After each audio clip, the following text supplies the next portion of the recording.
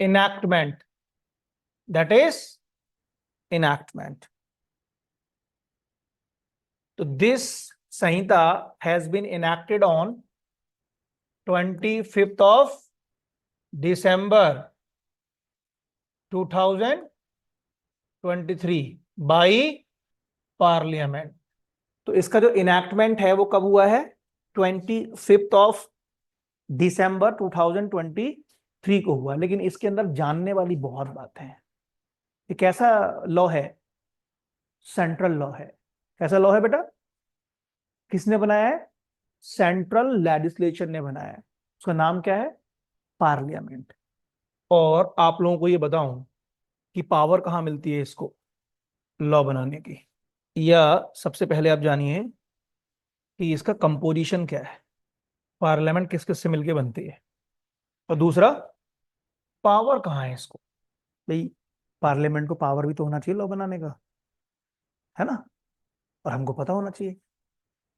अगर पावर ही नहीं है लॉ बनाने का तो फिर इसका लॉ कैसा हो जाएगा? अनकॉन्स्टिट्यूशनल हो जाएगा। तो पहले तो देख लेंगे क्या ये कॉम्पिटेंट इनफ है ना लॉ बनाने के लिए। नहीं है। जो लॉ ये बना के हमको दी है, क्या ये सही भी है गलत है? क्या इसको पावर थी कि नहीं थी? हालांकि जब लॉ इनेक्ट हो जाता है और किसी के पास पावर होती है तो वो अच्छा है, भला है, बुरा है, it doesn't matter. Matter is कि if a body is competent to enact law और नॉट। तो if I talk about the composition, तो there is a article 79 of the constitution of India. उसमें कहा गया है कि पार्लियामेंट के अंदर 2 हाउसेज होंगे। क्या होंगे बेटा? और कौन होगा? प्रेसिडेंट होगा, है ना? और इन 2 हाउसेस में क्या होगा? एक होगा house of people, that means Lok Sabha. Second कौन सा होगा? Council of state, means Rajya Sabha plus president. ठीक। तो अब जानना ये है कि कोई भी लॉ अगर बनेगा तो कैसे बनेगा? पार्लियामेंट बनाएगी। और पार्लियामेंट के कंपोजिशन में कौन कौन है? 2 houses are there along with the president of India. तो in general people knows in India कि भाई if a bill has been introduced before the house, तो भाई उससे पास होना चाहिए, है ना? मेजोरिटी से। मेजोरिटी मीन्स 50+1, है ना? और दूसरे हाउस से फिर वो पास होना चाहिए मेजोरिटी से। और प्रेसिडेंट जब साइन कर देगा then it is known as act. Unless otherwise वो केवल क्या होगा? बिल होगा। जैसे लोगों में कंफ्यूजन था कि what is the difference between CAB and CAA। सुना था आपने? CAB एंड CAA क्या था? ये सिटीजनशिप अमेंडमेंट बिल, और ये क्या था? Citizenship amendment act. दोनों में डिफरेंस क्या है? ये लॉ है और ये बिल है। इसमें सिग्नेचर हो चुका है। ठीक। अच्छा, सिग्नेचर होने का मतलब ये नहीं है कि वो अप्लाई हो गया, इनैक्ट हुआ है। क्या हुआ है? Commencement is something different and enactment is something different. तो we are discussing the enactment. अच्छा, तो अभी इतना समझ गए आप लोग यहां पर, बाकी कहानी बाद में बताऊंगा। पहले चलते हैं किसकी तरफ? पावर्स की तरफ। तो if I talk about the power of parliament under the constitution of India, there is a provision from article 245 to 255। यहां पर बताया गया है कि सेंटर और स्टेट के बीच में जो लेजिस्लेटिव पावर्स होंगी उनका डिवीजन कैसे होगा। Means these provisions generally discuss about the distribution of legislative powers between centre and state, है ना? साथ के साथ में एक स्केड्यूल है, का नाम क्या है? शेड्यूल 7th और 7th स्केड्यूल। क्लियर? तो यहां पर मैं 2 आर्टिकल्स डिस्कस करूंगा आपसे, article 245 and article 246। Now listen to me carefully. If I talk about article 245, यहां लिखा है laws made by parliament and legislature of state, laws made by the parliament and legislature. तो और उनके बारे में लिखा गया उनका एक्सटेंशन, क्या लिखा गया बेटा? Extension of laws made by parliament and state legislature और लेजिस्लेचर ऑफ स्टेट। तो अगर कोई लॉ बनाया है पार्लियामेंट ने तो उसका एक्सटेंशन कहां तक होगा, और स्टेट के लेजिस्लेचर ने बनाया तो उसका एक्सटेंशन कहां तक होगा? तो this article empowers both the legislatures. लेकिन हमारा कंसर्न क्या है, तो इसकी तरफ देखेंगे नहीं हम, ये थोड़ा बता के निकलेंगे। तो लिखा है कि if a law that has been enacted by parliament, तो उसका जो एक्सटेंशन होगा वो होल ऑफ इंडिया हो सकता है या उसके किसी पार्ट पर हो सकता है। And it is very similar with the legislature of state. तो अगर इसने कोई लॉ बनाया है तो इसकी जो टेरिटरी है वो सब पर एप्लीकेबल हो सकता है या उसे किसी पार्ट पर अप्लाई हो सकता है। Got it? इससे रीजन क्या निकलता है या इससे आंसर क्या निकलता है? इससे आंसर ये निकलता है कि पार्लियामेंट हैज इनैक्टेड द भारतीय न्याय संहिता 2023 और इसका एप्लीकेशन कहां है? Whole of India. क्यों? पावर कहां मिली उसको? 245। बात क्लियर हुई? यहीं पर एक आपको पढ़ाया जाता है doctrine of territorial nexus. Doctrine of territorial nexus, क्या पार्लियामेंट ने कोई ऐसा लॉ बनाया है जिसका इंडिया की टेरिटरी के बाहर एप्लीकेशन हो जाए? तो सबसे पहले तो ये समझ लो कि what is the meaning of territory of India. तो आर्टिकल 1 क्लॉज 3 पढ़ना। 1 क्लॉज 3 तो वहां लिखा है कि इंडिया की जो टेरिटरी होगी क्या होगी, तो कहता है कि जो स्टेट हैं उनकी टेरिटरी इंडिया की टेरिटरी है, जो यूटी हैं उनकी टेरिटरी किसकी टेरिटरी है? इंडिया की है, और जो अदर हैं जिनको आपने क्या कर लिया है? एक्वायर कर लिया है, that is the territory of India. और ये भी बताया जाता है आर्टिकल 372 में कि प्रेसिडेंट ने ऑर्डर किया हुआ है कि 12 नॉटिकल माइल्स तक वाटर में भी होती है, इधर होती है, तो this is known as territory of India. तो अगर किसी स्टेट के अंदर कोई ऑफेंस कमिट होगा, बीएनएस इज देयर, वो डील करेगी। यूटी के अंदर होगा, बीएनएस डील करेगी। अदर टेरिटरी जिसको एक्वायर कर लिया है ना, वहां कुछ होगा, बीएनएस इज देयर। पर 12 नॉटिकल माइल्स के अंदर होगा तो वो भी क्या होगा? टेरिटरी होगा इंडिया का। लेकिन मान के चलिए कि क्या कोई ऑफेंस ऐसा है जो इनके बियॉन्ड हो जाए, तो क्या हमारी बीएनएस अप्लाई होगा? हाँ, तो हाँ, तो वो कहा गया कि कुछ नेक्सस अगर होगा तो अप्लाई हो सकता है। और नेक्सस क्या है कि if a citizen of India, है ना, अगर मान ली सिटीजन है इंडिया का, उसने ऑफेंस कमिट कर दिया है कहां पर? अमेरिका में, दुबई में, तो बेशक वहां पर वो एक्ट ऑफेंस ना हो, अगर बीएनएस में ऑफेंस है तो बीएनएस उसको पनिश करेगा। बेशक वो जो ऑफेंस है वो कहां हुआ है? Beyond the territory of India और out of the territory of India. मेरी बात समझ रहे हो? और इस बात को रिलीवेंट करती है सेक्शन नंबर 1 का clause 4 and clause 5 of BNS 2023 कि इसका कैसा ऑपरेशन होगा?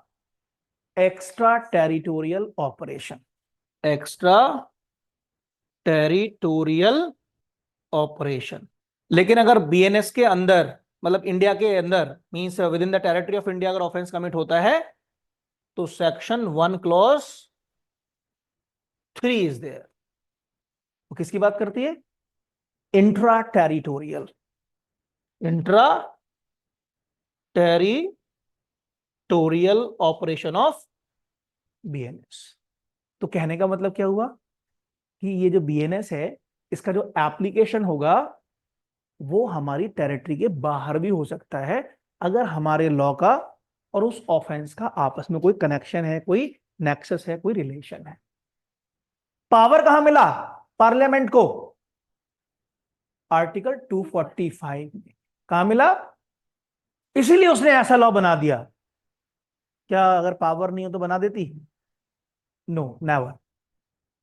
तो एक बात तो ये आ गई, है ना? 245 is clear. Article 246 talks about the list और सब्जेक्ट मैटर। और 246 ने क्या कहा कि भाई 3 लिस्ट है हमारे पास। कितनी लिस्ट है? 3 लिस्ट है, और उनमें कुछ सब्जेक्ट्स हैं, like union list, state list और कॉनकरेंट लिस्ट। तो ये 3 लिस्ट हैं। यूनियन लिस्ट पर केवल और केवल पावर किसको है? पावर है केवल पार्लियामेंट को लॉ बनाने का। स्टेट लिस्ट में पावर है स्टेट को लॉ बनाने का, but there are certain circumstances जहां पर स्टेट लिस्ट के सब्जेक्ट मैटर पे भी कौन लॉ बना सकता है? पार्लियामेंट। ठीक। और कॉनकरेंट में पार्लियामेंट और स्टेट का लेजिस्लेचर दोनों क्या कर सकते हैं? लॉ बना सकते हैं। बट यहां पर 246 में लिस्ट नहीं दिया, केवल लिस्ट की बात की गई, है ना? और ये लिस्ट कहां दिया गया? शेड्यूल 7 में। एक लिस्ट है यूनियन, दूसरा है स्टेट, और तीसरा है कॉनकरेंट लिस्ट। कौन सा है? प्रेजेंट टाइम में union list contains 100 subjects, whereas state list contains 61 subject and concurrent 52 subjects are there in present scenario.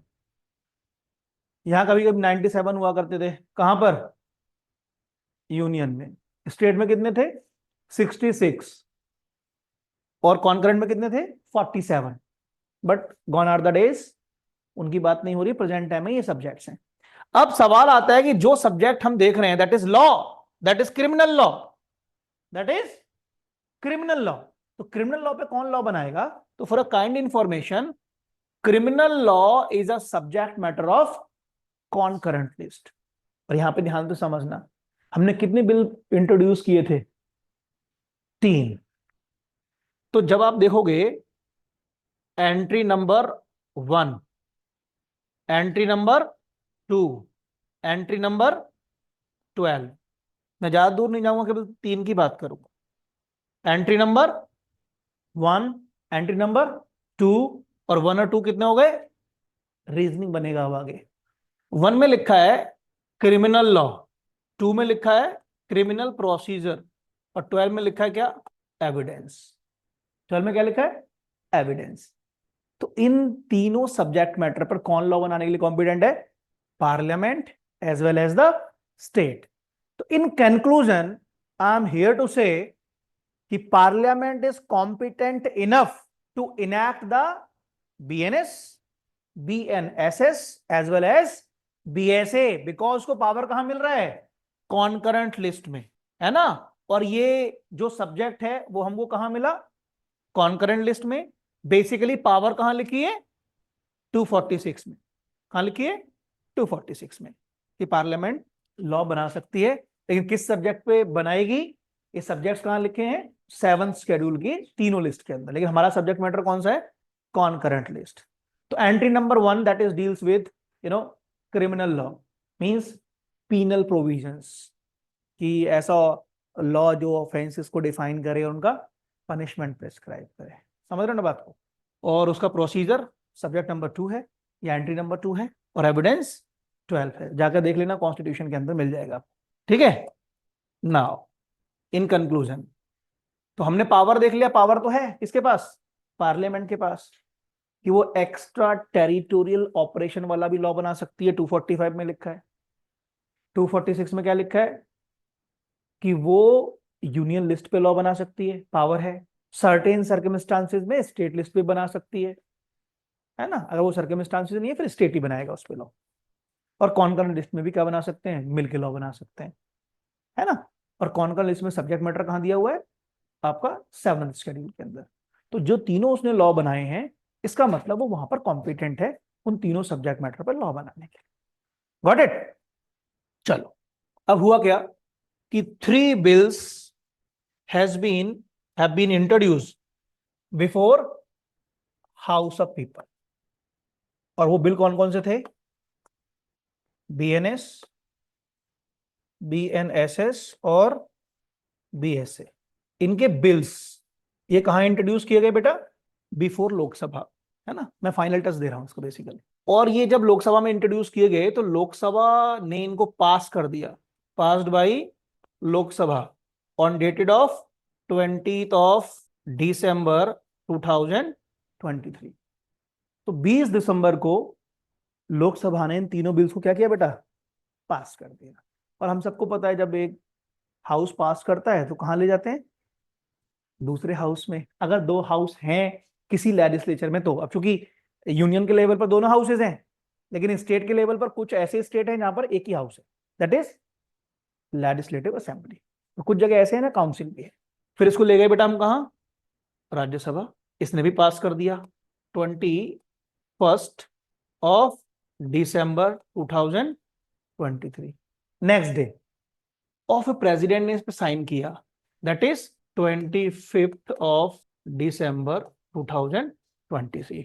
This is the only reason कि मैंने आपको यहां पर क्या बताया कि this BNS has been enacted on dated of 25 of December 2023।